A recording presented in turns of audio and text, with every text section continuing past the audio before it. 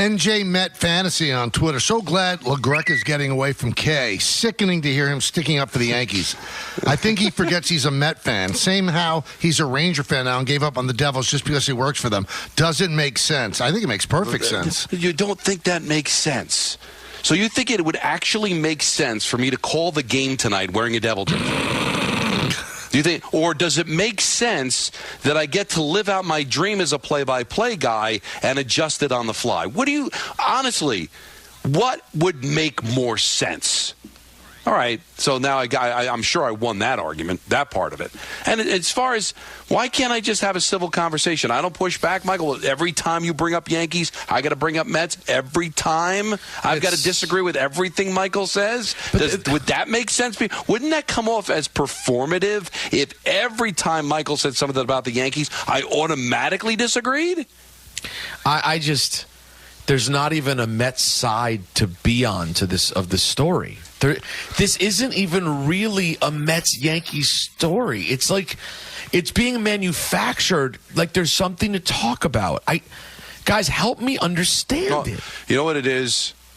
This is exactly what it is. All right, let's say your team. All right, Peter, you're a Celtics fan. Sure. They just won the NBA championship last year. That is true.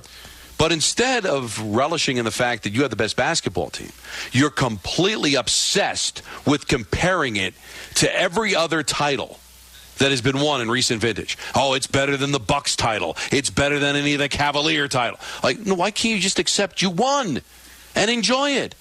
The Mets won. They got Juan Soto. He's the guy that you wanted. What? You can only enjoy it if you get the icing on the cake that he hated the Yankees and he absolutely loved and adored Steve Cohen and the Mets and their fans and their future and their prospects.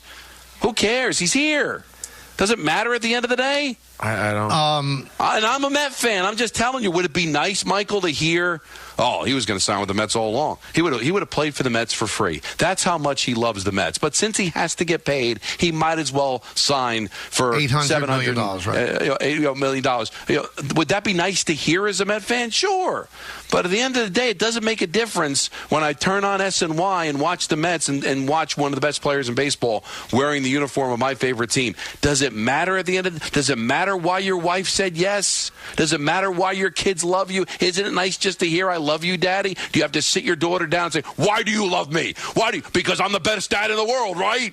Do you have because I'm better than the dad next door, right? Do you have a camera in my house? That's what goes on. Also, that's Michael every day. An interesting tweet from Nunzio 1968. There you go. He goes, this to Alan Hahn. Alan, you always seem to have similar takes to me, and because of that, I am looking forward to you replacing whiny two-shoes Michael K. on the evening drive on 880. Michael seems to have caught Francesa-itis these last couple of years, thinks callers are beneath him. No, Nunzio, you're beneath me. Most callers are just equal to me. You're beneath me. Here we go. Those that have dumb takes, they're beneath me. But those that I'd love to have conversations with everybody. So don't paint everybody with a broad brush. You, Nunzio, are beneath me. Wow.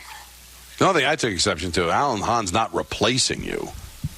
No, I don't think so. You're irreplaceable. I mean, Alan Hahn comes in on his own way. It's the same time, and 2/3 of the show are coming back, but it's different. Now I know you guys hate this, but I think part of my new show. There's going to be a segment each day to just go over the vicious tweets. Oh, I love it. Yeah, I'm going to be big on that. Not like happy memories on the way out. No. On the new show. I'm saying. You're going to do it on the new show? Yeah. Michael, I think it might even be called X marks the spot. Something like that. I think it should be the whole show. You know what? It could be. You know how me unleashed, you just never know. You guys have reined me in. You've been my governors. Now I'm going to be left to my own devices. You know what I'm hearing so far, Don? I'm hearing no interest in guests. No. There's going to be guests. Oh, so you will have some guests. Don stopped me from getting all the guests. So sorry. Lots of guests. I'm guessing mostly very serious to talk about serious things. Well, I hope we have fun, but Do you? And then I'm told no interest in. I suggested maybe one day down the line, Don, 6 months, a year from now, we hop on and do a break with him for old time's sake. He shot that down immediately. Shot it down immediately. Yeah.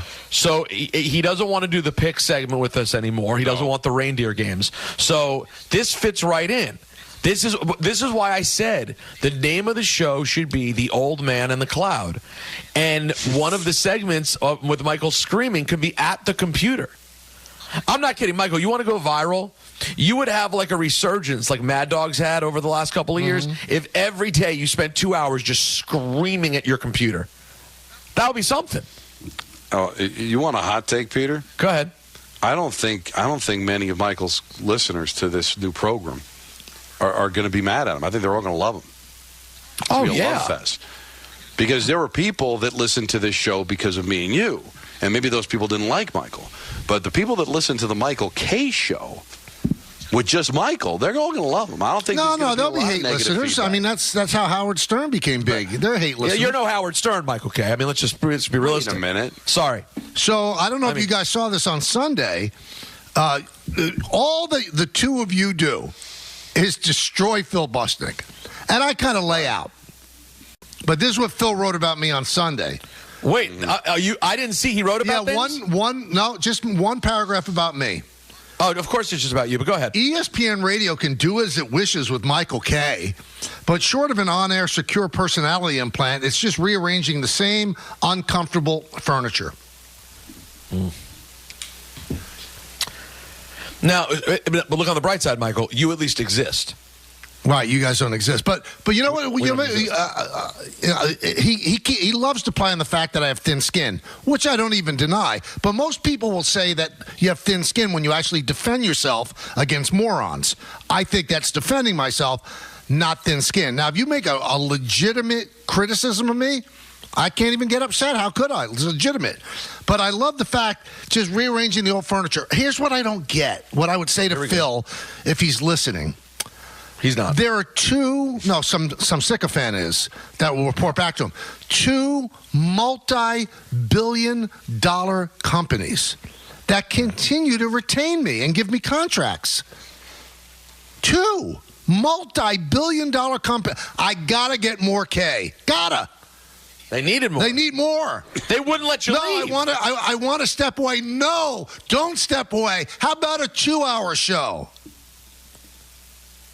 But it's just rearranging the same uncomfortable furniture. How's it working out? I got to tell you, I'm just being completely transparent because everything's off. Don, I'm not going to miss these moments.